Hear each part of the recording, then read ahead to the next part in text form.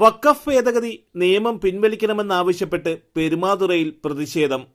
13 മഹല്ലുകളുടെ കൂട്ടായ്മയായ വഖഫ് സ്വത്ത് സംരക്ഷണ കൂട്ടായ്മയുടെ നേതൃത്വത്തിൽ പ്രതിഷേധ റാലിയും പൊതുസമ്മേളനവും സംഘടിപ്പിച്ചു. പുതുക്കുറിച്ചി മുഹിയുദ്ദീൻ ജുമാ മസ്ജിദിന് സമീപത്തു നിന്നും ആരംഭിച്ച് പെരുമാതുറ ജംഗ്ഷനിലേക്ക് നടത്തിയ റാലിയിൽ 100 കണക്കിന് വിശ്വാസികൾ പങ്കെടുത്തു. പെരുമാതുറ മുസ്ലിം ജമാഅത്ത് പ്രസിഡന്റ് SM നസീർ, ചേരമാൻതുരുത്ത് മുസ്ലിം ജമാഅത്ത് പ്രസിഡന്റ് അർഷിദ് എന്നിവർ റാലി ക്യാപ്റ്റന്മാരായിരുന്നു. തുടർന്ന് നടന്ന പൊതുസമ്മേളനത്തിൽ കാശ്മീരിലെ ഭീകരാക്രമണത്തിൽ പ്രതിഷേധിച്ച് ഭീകരവിരുദ്ധ പ്രതിജ്ഞ ചെയ്തു. എന്റെ രാജ്യത്തിന്റെയും ജനങ്ങളുടെയും സുരക്ഷയ്ക്ക് ഭീഷണിയാകുന്ന മനസ വാച കർമ്മന ഒന്നും എന്നിൽ നിന്നും ഉണ്ടാകില്ല.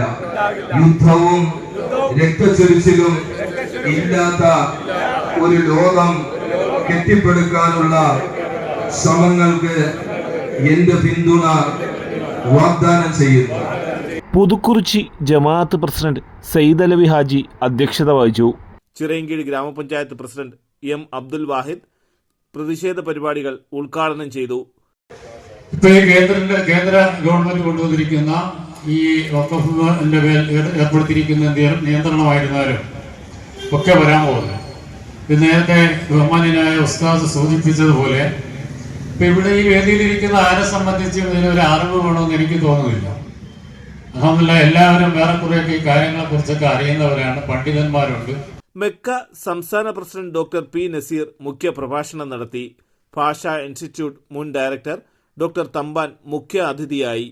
സുനിൽ മുസ്ലിയാർ, S സക്കീർ ഹുസൈൻ, ഫസിൽ ഹക്ക്, സുനിൽ സലാം, അൻസിൽ അൻസാരി തുടങ്ങി വിവിധ മതരാഷ്ട്രീയ സംഘടനാ നേതാക്കളും മഹല്ല് ഭാരവാഹികളും ചടങ്ങിൽ പങ്കെടുത്തു.